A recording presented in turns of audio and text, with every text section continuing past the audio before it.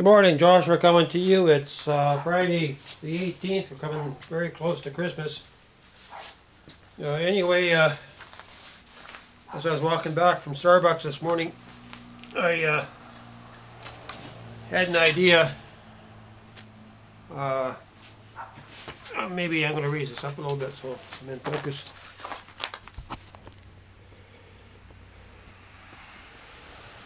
There. I had a little idea about the turning the gasifier into a Joe pipe. I don't know why this didn't occur to me before. But as you know, the Joe pipe gets very hot in here. It gets almost like an orange white, and there's enough heat there to turn wood pellets into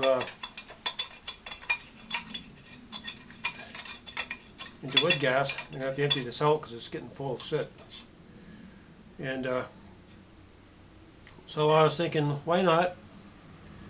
Because the next stage is to see if, try to see if wood gas is going to burn as the primary fuel, right? And if you can use wood gas to power up or be the fuel for a Joe pipe, that would be, what you want. So what I was thinking, just getting a coupler here and adding a 1-inch extension, then I could actually show the wood gas being burnt, and I could actually add a secondary air tap to the 1-inch pipe to turn it into a blowtorch. I already did this before by blocking my hand here and got about a 4 or 5 foot flame, good 4 foot flame anyway, nice bright orange.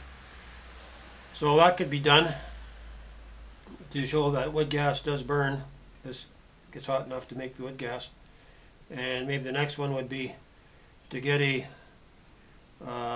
increase the size from 1 inch to about 1.5 inches, maybe even 2 inch, and just get a short piece of stock about so long and have the air tap in there. And the wood gas, there's quite a bit of volume there, so you want to be able to disperse it. Then take your auxiliary air and see if you can make it burn back down inside. Now if you can, if you can make the wood gas power up a smaller Joe pipe, a secondary Joe pipe here, the Joe pipe could be used as a burner to concentrate the heat. And so you wouldn't have to have your, you could have your gasifier outside, and you could actually pour in your wood gas to burn inside a home or whatever, or a shop, but allow you to burn the wood gas separate from the gasifier. And I haven't seen this being done yet on YouTube, but just a new thought, and I believe it's going to help. It's going to be an addition to gasification and pyrolysis for home heating. And as you know, the Joe pipe concentrates the flame inside the pipe to get the level 3 and the various levels.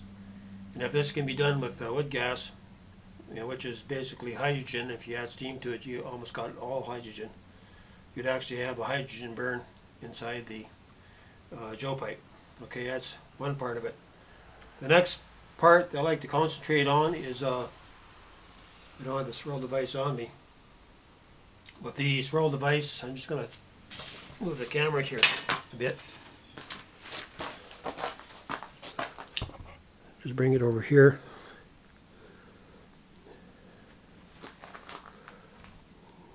Okay.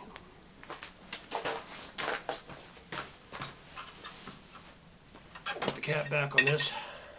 So this will be one avenue to travel here. Originally the propane tap was here at the 24-inch, and then I put it back here. I got a cap on this at the 36-inch, and it proved to generate too much vacuum, and it's actually, when the flame was going back inside, it was actually detonating here, causing a very, very loud blast, just like a shotgun blast. So I had to go take the halfway point at the 36 inch or 30 inch mark, and that's where the propane's coming in now. And so I've actually maxed out the vacuum potential, which actually increases the speed. The more vacuum that you develop inside, the more velocity or speed of the vortex. Okay, so we've actually accomplished that part. The next step is to perfect the swirl device. The swirl device is actually set just a few inches back or forward of the propane, and this allows the propane and the air to mix, and it's within about 2 inches you get a very hot response. In fact, you go from the red to the orange to the yellow. Your bolt on the swirl device actually turns to a very, very bright yellow, and also produces a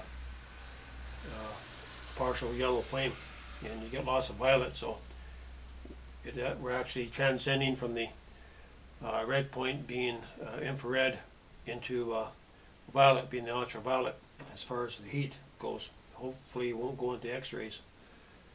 And so I'm making a third swirl device hopefully by this weekend, which is going to be about a 4-inch, 3/4 inch old socket. So I'm going to actually cut in 120-degree reference lines, helix lines, score it with the disc grinder, then make up 6 strips of sheet metal to go around it, and they'll be welded and fastened in place. Then actually file the outside to where it slips right inside the pipe. And this should produce a much more concentrated, much more refined swirl, maximizing the potential. Okay, that's the second avenue that we're kind of going towards, perfecting the flame itself, the level 3 flame.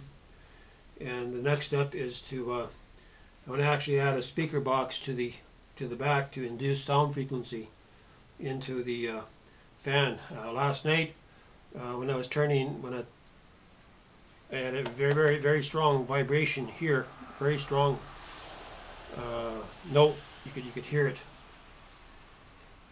and so I thought, well, maybe my fan was packing it in. It wasn't that. It was actually the propane.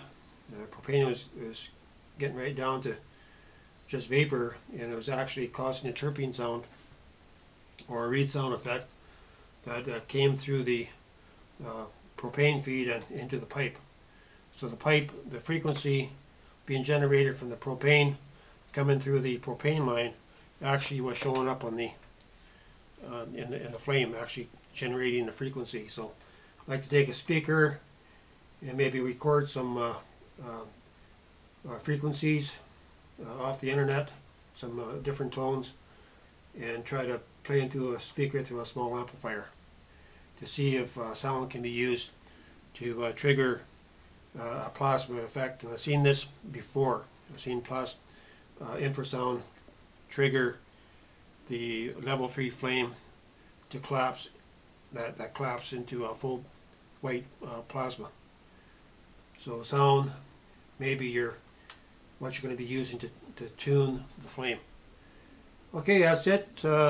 This is the update to December the 18th, and I'm actually going to get this out today.